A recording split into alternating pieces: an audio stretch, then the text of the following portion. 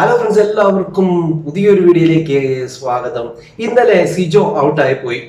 ഇന്നലെ സിജോ ഔട്ടായ സമയത്ത് ഏറ്റവും കൂടുതൽ വിഷമം കാണിച്ചത് അർജുനാണ്. അർജുന്റെ ആ ഒരു കരച്ചിൽ നിങ്ങൾക്ക് എന്താണ് തോന്നിയത്?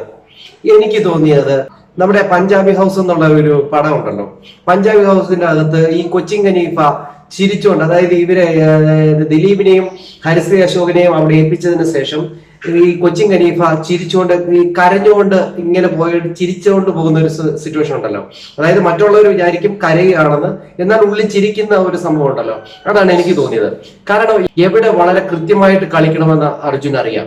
അവിടെ ഇമോഷനായിട്ട് ഇട്ട് കൊടുത്തു കഴിഞ്ഞാൽ സിജോയുടെ വോട്ടുകൾ വളരെ കൃത്യമായി തന്റെ ബാങ്കിലേക്ക് വീഴുമെന്ന് അർജുന് കൃത്യമായിട്ട് അറിയാം. കാരണം എല്ലാ ഭാഷകളിലെയും ബിഗ് ബോസ് കണ്ട ആളാണ് അർജുൻ. അതോടൊപ്പം തന്നെ മലയാളത്തിലെ 1 തൊട്ടുള്ള സീസണുകളിൽ പുള്ളിക്കാരൻ ട്രൈ ചെയ്തിട്ടുമുണ്ട്. അങ്ങനെ നോക്കുമ്പോൾ എല്ലാം കൃത്യമായിട്ട് പഠിച്ച ആളാണ്. അതുകൊണ്ട് തന്നെ എവിടെ എന്ത് ഉപയോഗിക്കണമെന്ന് പുള്ളിക്കറിയാം. പുള്ളി വലിയ രീതിയിൽ ഇങ്ങനെ കരഞ്ഞു, നേരെ ബാത്റൂമിൽ പോയി കരയുന്നു, അപ്പൊ തന്നെ ഇറങ്ങി വരുന്നു. പിന്നെ പുള്ളിക്കാരൻ വേറൊരു കാര്യം ചെയ്യുന്നുണ്ട്.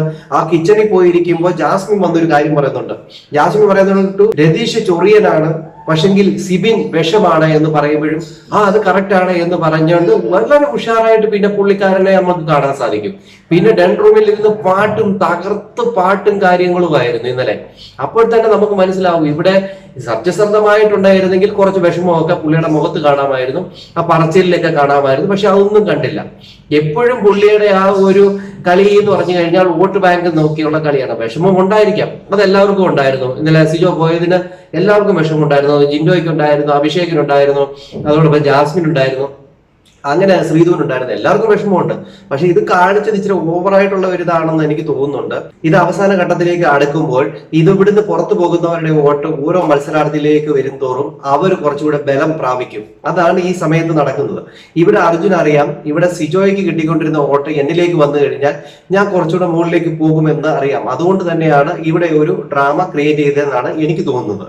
ഇവിടെ ജിൻഡോ ഇന്നലെ രാത്രി തന്നെ അവിടെ പോയി പ്രാർത്ഥിക്കുന്നതായിട്ടൊക്കെ നമുക്ക് കാണാനായിട്ട് സാധിച്ചു. വളരെ ആത്മാർത്ഥമായിട്ട് ഗാർഡൻ ഏരിയയിൽ പോയിരുന്ന് പ്രാർത്ഥിക്കുന്നതായിട്ടൊക്കെ നമുക്ക് കാണാൻ സാധിക്കും. എന്നും പ്രാർത്ഥിക്കുന്നതാണ്, പുള്ളി അത് ചെയ്യുകയും ചെയ്യുന്നുണ്ട്. അതുകൊണ്ട് തന്നെ വോട്ട് ചെയ്യുന്ന ഓരോ പ്രേക്ഷകരും ഈ പ്രലോഭനങ്ങളിൽ ഒന്നും വീണു പോകാതെ നിങ്ങൾ കറക്റ്റ് ആയിട്ടുള്ള ആൾക്കാർക്ക് തന്നെ വോട്ട് ചെയ്യുക. കറക്റ്റ് ആയിട്ടുള്ള ആൾ അവിടെ ജയിക്കണം. കാരണം ആരാണ് ബിഗ് ബോസ് വീട്ടിൽ കണ്ടന്റുകൾ കൊടുത്തിട്ടുള്ളത്, ആരാണ് ബിഗ് ബോസ് വീടിനെ ഇത്രയും നാളും ചലിപ്പിച്ചിട്ടിരുന്നത്, അങ്ങനെ നോക്കി നിങ്ങൾക്ക് ഇഷ്ടപ്പെട്ട നിങ്ങളുടെ മത്സരാർത്ഥികൾക്ക് കറക്റ്റായി വോട്ട് ചെയ്യുക. ഈ ഒരാഴ്ച മാത്രമേ ഉള്ളൂ വോട്ട് ചെയ്യാനുള്ളത്. അതിൽ ഒരാൾ വിജയിയായി മാറും. ആരാകണമെന്ന് നിങ്ങൾ തീരുമാനിക്കുക. അടുത്തൊരു വീഡിയോ കാണുന്നവരേക്കും എല്ലാവർക്കും